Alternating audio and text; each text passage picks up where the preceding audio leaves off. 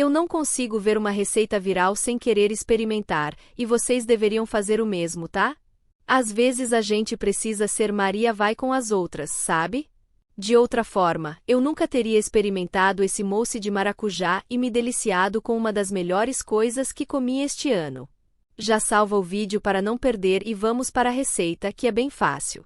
O primeiro passo é fazer a redução de maracujá, eu ensino na legenda. Depois de fria, vamos bater tudo no liquidificador: leite condensado, creme de leite, leite em pó, chocolate branco e o maracujá. Olhem só essa imagem satisfatória. Eu usei uma forma redonda com fundo removível e forrei com aqueles saquinhos de mercado para transferir a mistura.